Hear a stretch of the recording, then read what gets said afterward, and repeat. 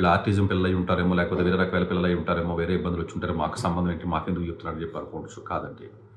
Virtual autism అని చెప్పేసి వాళ్ళు కొత్తగా ఒక పేరు పెట్టి డాక్టర్స్ అందరూ కూడా చెప్తున్నటువంటి వివరాలు ఏంటంటే, ఈ చిన్న పిల్లలకి ఎప్పుడైతే మీరు మొబైల్స్ ఇవ్వడం జరిగిందో, ఈ యొక్క మొబైల్కి ఎప్పుడైతే వాళ్ళు మైండ్ ఇదైపోయిందో, వాళ్ళకి కాన్సన్ట్రేషన్ ఫోకస్ తగ్గిపోయి ఒక నిమిషానికి ఒక 10-15 సార్లు రీల్స్ పైకి కిందకి జరపడం అలవాటైపోయి, మనిషి మాట్లాడుతుంటే వినపడట్లేదు, రియాక్ట్ అవ్వాలని తెలియట్లేదు, ప్రతి చిన్నదానికి కోపం వచ్చి గట్టిగా అరిసేస్తున్నారు పిల్లలు, కాన్సన్ట్రేషన్ పోతుంది, ఫోకస్ పోతుంది, మాట్లాడట్లేదట.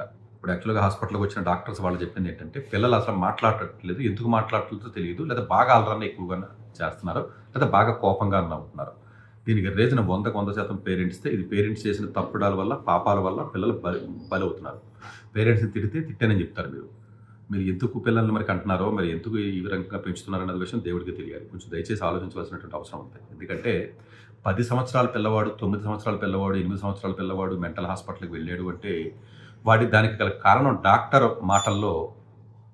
మాటల్లో మీరు మొబైల్ ఫోన్ ఇవ్వడం వల్ల ప్రతిదానికి కూడా ఈ విధంగా వాళ్ళు అవుతున్నారని చెప్పేసి డాక్టర్ చెప్తున్నారు అంటే, 10 సంవత్సరాల పిల్లడు వెళ్ళి మొబైల్ షాప్లోకి వెళ్ళి మొబైల్ కొనుక్కోలేడు.